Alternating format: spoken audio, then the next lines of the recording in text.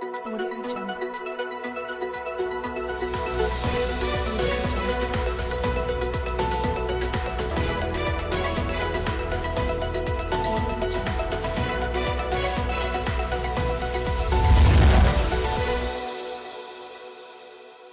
नमस्कार, आप देख रहे हैं अलवन न्यूज में हूं आपके साथ रुचि सोलंकी। नजर डाल लेते हैं आज की कुछ प्रमुख सुर्खियों पर।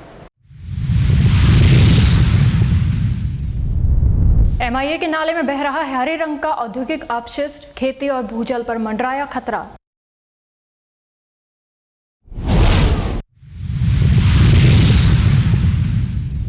रिमझिम बारिश के बीच जगन्नाथ मेले में उमड़ा आस्था का सैलाब, निकलेगी भगवान जगन्नाथ की प्रस्थान यात्रा।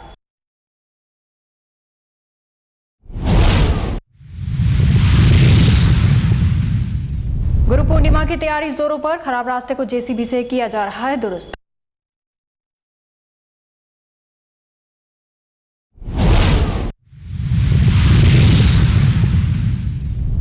हरसौली बिजली कार्यालय में ट्रांसफार्मर उपलब्ध नहीं, कुटकासिम से लाने को उपभोक्ता मजबूर।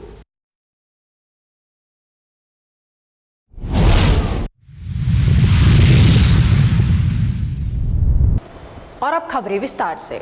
नगर निगम की सक्रियता से शहर में एक संभावित बड़ा हादसा टल गया है। मोनाबाबा की प्याऊ के पास नाले की टूटी हुई दीवार का निर्माण कार्य नगर निगम द्वारा शुरू करवा दिया गया है। बरसात के दिनों में ये नाला अपने विशाल और विकराल रूप के लिए जाना जाता है, जिससे टूटी दीवार के चलते यहाँ हर समय दुर्घटना का खतरा मंडरा रहा था। स्थानीय लोगों से इस समस्या की सूचना मिलते ही नगर निगम आयुक्त ने तुरंत संज्ञान लिया और बिना देर किए दीवार बनवाने के निर्देश दिए। नगर निगम के इस त्वरित कदम के तहत बनाई जा रही ये नई दीवार 2 इंच मोटी और 4 फीट ऊंची होगी। चूंकि बरसात का सीजन पूरी तरह शुरू हो चुका है, ऐसे में समय पर शुरू हुए इस निर्माण कार्य से स्थानीय रहवासियों और राहगीरों ने बड़ी राहत महसूस की है।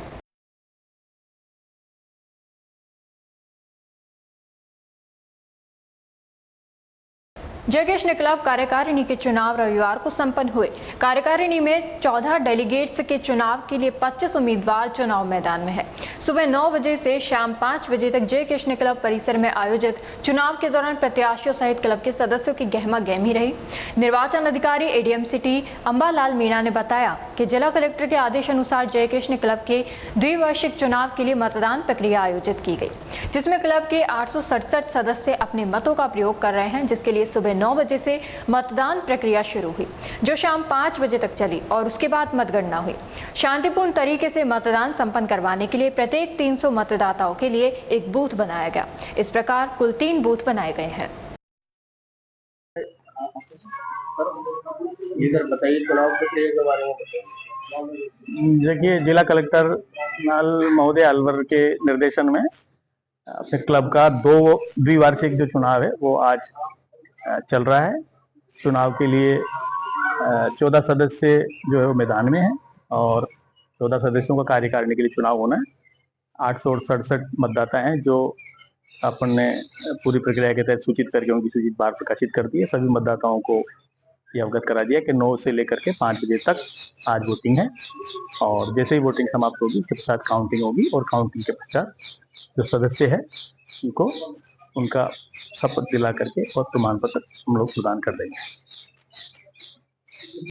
कारगिल विजय दिवस के उपलक्ष्य में सेवा भारती समिति की ओर से रविवार को परशुराम सर्किल के समीप स्थित ब्राह्मण छात्रावास में सरकारी स्कूलों में पढ़ने वाले प्रतिभावान छात्र छात्रा सम्मेलन आयोजित किया गया। कार्यक्रम में मुख्य अतिथि के रूप में राज सिंह, जबकि मुख्य वक्ता के रूप में शिववर्धन मौजूद रहे। इस दौरान गुप्ता व भामाशाह, अमित छाबड़ा उपस्थित रहे। सेवा भारती समिति उपाध्यक्ष डॉक्टर घनश्याम सैनी ने बताया कि समिति द्वारा प्रतिवर्ष की भांति इस वर्ष भी राजकीय स्कूलों में कक्षा 10वीं 12वीं कक्षा में सर्वाधिक अंक प्राप्त करने वाले 75 प्रतिभावान छात्र छात्राओं को स्मृति चिन्ह, प्रमाण पत्र, भारत माता का चित्र व साहित्यिक संबंधी पुस्तक देकर सम्मानित किया। सेवा भारती समिति अलवर के द्वारा इसी वर्ष की भांति इस वर्ष भी राजकीय विद्यालयों में जो होशियार बच्चे हैं, जो सर्वोत्तम अंक लेकर आते हैं कक्षा 10वीं और 12 में, उन छात्रों का यहाँ सम्मान आज किया जा रहा है ब्राह्मण छात्रावास लोटस गार्डन में। और प्रति वर्ष हम ये कार्यक्रम करते हैं। यहाँ बच्चों को स्मृति प्रमाण पत्र के साथ साथ भारत माता का चित्र व साहित्य संबंधी कुछ पुस्तकें भेंट करते हैं, ताकि बच्चे अपने जीवन में इस सम्मान को ग्रहण करते हुए आगे बढ़ते रहें। आज यहाँ लगभग 75 बच्चों का जो राजकीय विद्यालयों में अध्ययनरत है उनका यहाँ सम्मान किया जा रहा है। मुख्य अतिथि के रूप में हमारे पास आज अखिल राज कर्नल साहब मुख्य अतिथि के रूप में है और माननीय श्रीवर्धन जी भाई साहब जो क्षेत्र संचालक प्रमुख हैं ये मुख्य वक्ता के रूप में है और भाई अमित छाबड़ा जी भामाशाह के रूप में आज हम सबसे बीच उपस्थित है और डॉक्टर के शर्मा जो सर्जन है और विभाग संचालक के नाते हम सबका मार्गदर्शन करते हैं वो भी इसी सचिव के रूप में उपस्थित है। डॉक्टर घनश्याम सैनी उपाध्यक्ष सेवा भारती समिति।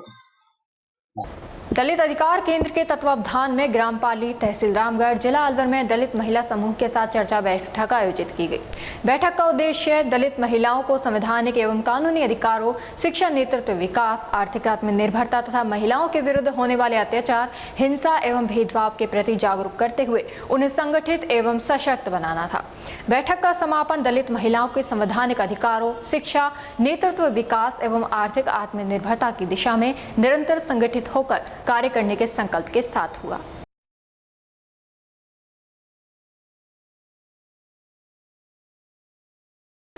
आयोजित ऐतिहासिक जगन्नाथ मेले में इस वर्ष श्रद्धालुओं की भारी भीड़ उमड़ रही है। मंदिर के पुजारी धर्मेंद्र ने बताया कि हरियाणा, पंजाब और राजस्थान के विभिन्न जिलों से बड़ी संख्या में श्रद्धालु भगवान जगन्नाथ के दर्शन के लिए पहुंचे।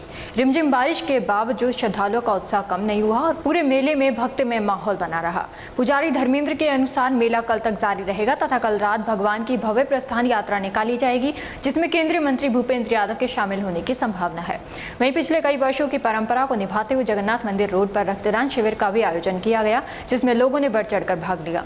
श्रद्धालुओं की बड़ी संख्या और सफल आयोजन ने मेले को यादगार बना दिया। मेला मुख्य रूप से दशमी से लेके त्रयोदशी तक चलता है। इस बार एक तिथि बढ़ने के कारण मेला एक दिवस अतिरिक्त चला है। मेले में पूरा जोश भक्तों का परवान पर है। मेला जो है कल भगवान की वरमाला संपन्न हुई थी। जानकी मैया के साथ माननीय केंद्रीय मंत्री श्री भूपेंद्र यादव जी भी थे। आज ही मेले में रक्तदान शिविर जो कि चतुर्थ रक्तदान शिविर है, विप्र फाउंडेशन एवं रोटरी चैरिटेबल ब्लड सेंटर के सौजन्य से किया जा रहा है और इसमें भक्तों का उत्साह, रक्तवीरों का उत्साह देखने लायक है। मेले में इस बार विशेषता ये रही है कि भगवान ने वर्षा ऋतु के साथ मौसम में भी कृपा रखी है। भक्त जो है आकर यहाँ भगवान जगन्नाथ के दरबार में अपनी अर्जी लगा रहे हैं, मनोकामना के लिए नारियल बांध रहे हैं और भगवान सभी के पर कृपा कर रहे हैं। मेले में इस बार उत्तर प्रदेश, हरियाणा से काफी व्यापारी झूले और इस तरह के जो आइटम हैं वो आए हैं, जो कि नए मिले हैं। क्या नाम है आपका? पंडित धर्मेंद्र शर्मा, जगन्नाथ मंदिर अलवर। राजगढ़ पंचायत समिति क्षेत्र के कलेशान ठेकदीन गांव के ऊपर ऊंची पहाड़ियों पर स्थित ऐतिहासिक एवं प्राचीन भूरा स्थित मंदिर पर 29 जुलाई बुधवार को गुरु पूर्णिमा पर विशेष कार्यक्रम का आयोजन किया जाएगा, जिसकी सभी श्रद्धालुओं द्वारा तन मन धन से सहयोग देते हुए तैयारियों को अंतिम रूप दिए जाने का प्रयास किया जा रहा है। गौरतलब रहे कि मंदिर की ओर जाने वाले सड़क मार्ग के क्षतिग्रस्त हो जाने के कारण सड़क मार्ग को श्रद्धालुओं के आवागमन की सुविधाओं को देखते हुए जेसीबी मशीन से दुरुस्त किया जा रहा है। इस कार्यक्रम में कुछ मंत्रियों के पहुंचने की संभावनाएं हैं, जिनके मंदिर की ओर जाने वाले सड़क मार्ग का निर्माण कराने की आशाएं भी की जा रही हैं।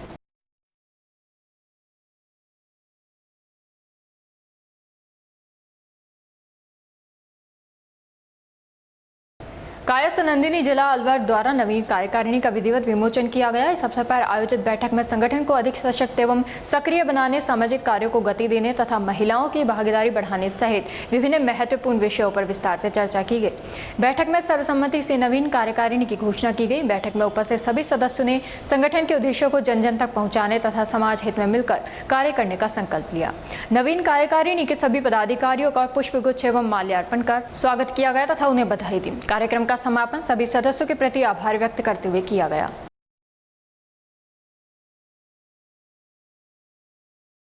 मत्स्य औद्योगिक क्षेत्र के अडानी मोड़ स्थित कच्चे नाले में लंबे समय से हरे रंग का संदिग्ध औद्योगिक अपशिष्ट जल बहता दिखाई दे रहा है। स्थानीय स्तर पर यह स्थिति वर्षों से बनी है, लेकिन समस्या के स्थायी समाधान के लिए अब तक कोई प्रभावी कार्रवाई नजर नहीं आती। नाले के आसपास कई रासायनिक औद्योगिक इकाइयां संचालित हैं। बारिश के दौरान इसी नाले का पानी आसपास के खेतों तक पहुंच जाता है, जिससे कृषि भूमि और पर्यावरण पर प्रतिकूल प्रभाव पड़ने की आशंका बनी रहती है।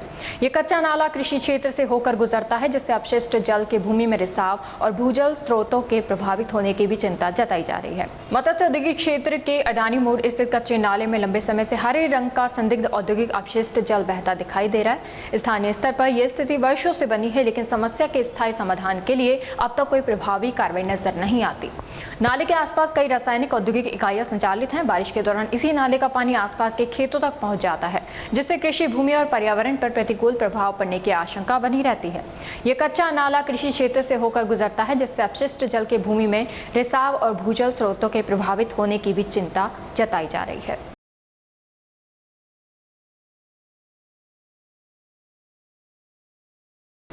प्रजापति नवयुवक मंडल नांगल रूपा द्वारा महाराज दक्ष प्रजापति की जयंती श्रद्धा एवं उत्साह के साथ मनाएगी। इस अवसर पर प्रजापति समाज के समस्त ग्रामवासियों की उपस्थिति में प्रजापति नवयुवक मंडल की कार्यकारिणी का पुनर्गठन किया गया। कार्यक्रम के दौरान नवयुवक मंडल द्वारा कक्षा 10वीं एवं 12वीं के उत्कृष्ट प्रदर्शन करने वाले मेधावी विद्यार्थियों का सम्मान भी किया गया। उपस्थित समाजजनों ने नवनियुक्त पदाधिकारियों को शुभकामनाएं देते हुए समाज की एकता, शिक्षा एवं सामाजिक विकास के लिए मिलकर कार्य करने का संकल्प लिया।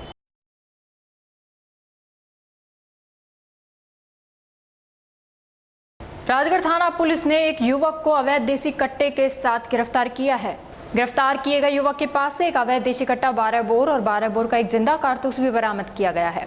गिरफ्तार आरोपी की पहचान फिरोज खान निवासी पिपरोली रामगढ़ के रूप में हुई है। पुलिस ने आरोपी फिरोज के खिलाफ आर्म्स एक्ट की विभिन्न धाराओं में मामला दर्ज कर लिया है। फिलहाल पुलिस आरोपी से पूछताछ कर रही है।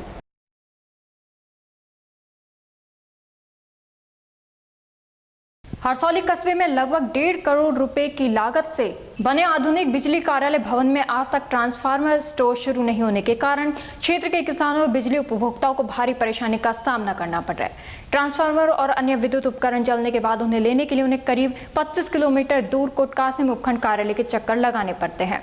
हरसौली बिजली कार्यालय में स्टोर रूम का निर्माण भी पूरा हो चुका है, लेकिन इसे अब तक शुरू नहीं किया गया है।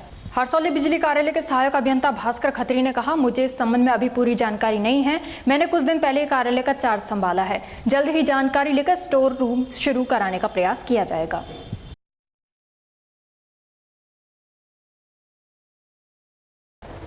शिवाजी पार्क स्थित श्याम बाबा मंदिर में मालिकाना हक को लेकर एक बार फिर विवाद गर्मा गया है। शुक्रवार शाम आरती के बाद मंदिर में मीडिया कवरेज को देखकर दोनों पक्ष आमने सामने आ गए और तीखी नोकझोंक हुई। गनीमत ये रही कि विवाद केवल कहासुनी तक सीमित रहा, जिससे एक बड़ा टकराव टल गया। घटना के बाद से इलाके में तनाव और चर्चा का माहौल गर्म है।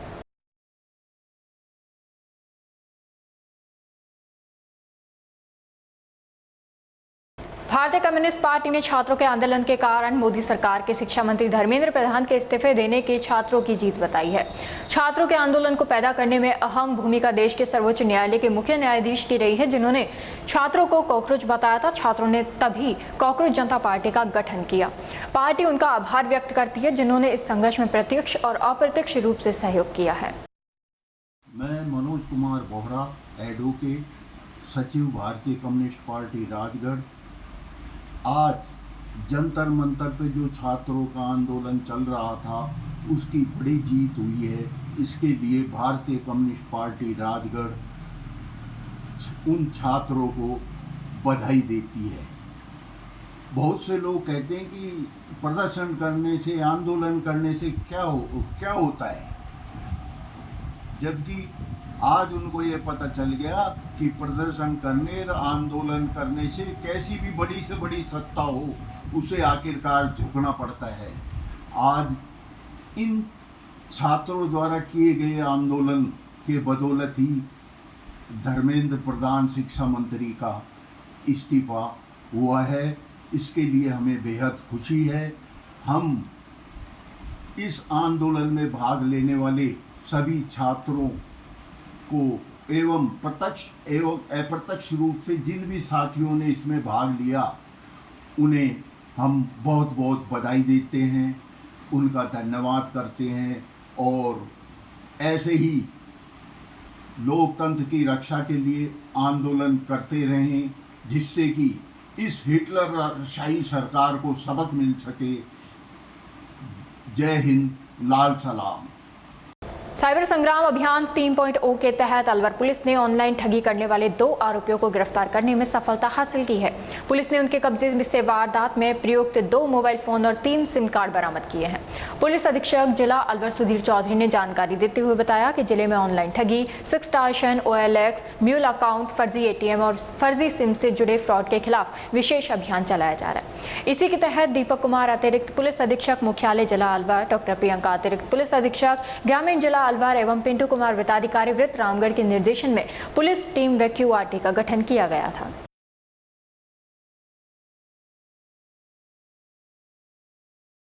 चौधरी IPS पुलिस अधीक्षक महोदय जिला अलवर के निर्देश पर आज साइबर ठगों के विरुद्ध विशेष अभियान चलाया गया, जिसमें साइबर फ्रॉड करने वाले नाजिम निवासी खरकड़ी तथा किराए पर खाता उपलब्ध कराने वाले आदिल निवासी नीकच को गिरफ्तार किया गया है और शेष मुलजिमों की शीघ्र गिरफ्तारी के लिए टीम रवाना कर दी गई है। राजस्थान प्रदेश कांग्रेस कमेटी के आह्वान पर जिला कांग्रेस कमेटी अलवर द्वारा आज शहीद स्मारक अलवर पर देश भर के छात्रों एवं युवाओं के लंबे संघर्ष, नेता प्रतिपक्ष राहुल गांधी के सतत संघर्ष तथा विपक्ष की एकजुट आवाज के परिणाम स्वरूप केंद्रीय शिक्षा मंत्री धर्मेंद्र प्रधान के इस्तीफे के बाद धन्यवाद सभा का आयोजन किया गया। सभा में उपस्थित कांग्रेस जनों ने इसे देश के छात्रों और युवाओं की लोकतांत्रिक लड़ाई की महत्वपूर्ण जीत बताया। धन्यवाद सभा के उपरांत शहीद स्मारक से नगर निगम स्थित महात्मा गांधी की प्रतिमा तक विजय जुलूस निकाला गया। जुलूस में बड़ी संख्या में कांग्रेस कार्यकर्ताओं, छात्र, युवाओं एवं आमजन ने भाग लिया।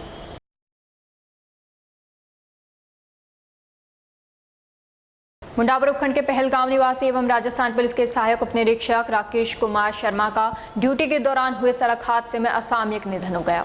कर्तव्य निभाते हुए एक जांबाज पुलिस अधिकारी की मौत की खबर मिलते ही राजस्थान पुलिस महकमे में शोक की लहर दौड़ गई। वहीं उनके पैतृक गांव पहल सहित पूरे क्षेत्र में मातम छा गया। शनिवार को हजारों लोगों की मौजूदगी में उनका अंतिम संस्कार राजकीय सम्मान के साथ किया गया। अंतिम विदाई के दौरान हर आंख नम थी और पूरा गांव अपने वीर सपूत को अंतिम प्रणाम करने उमड़ पड़ा। जानकारी के अनुसार ASI राकेश कुमार शर्मा वर्तमान में ब्यावर जिले के रास थाना क्षेत्र स्थित टुकड़ा पुलिस चौकी के प्रभारी के रूप में कार्यरत थे। शुक्रवार शाम वे मोटरसाइकिल से पुलिस चौकी से रास थाने की ओर लौट रहे थे। इसी दौरान बलाड़ा अमरपुरा सरहद के समीप वे सड़क किनारे गंभीर रूप से घायल अवस्था में मिले।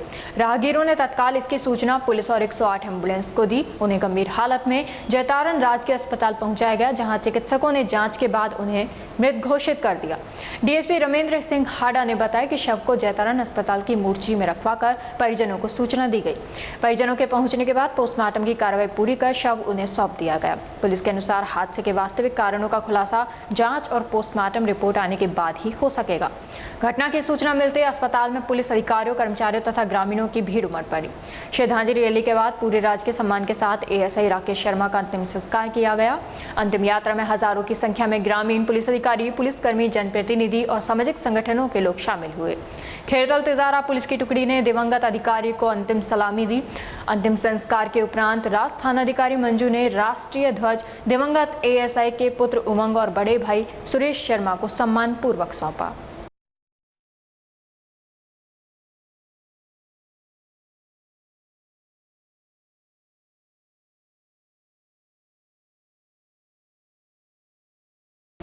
और अब खबरों में बस इतना ही। कल आपसे फिर मुलाकात होगी कुछ ऐसी नई खबरों के साथ। तब तक आप जुड़े रहिए अलवर न्यूज़ के साथ। नमस्कार।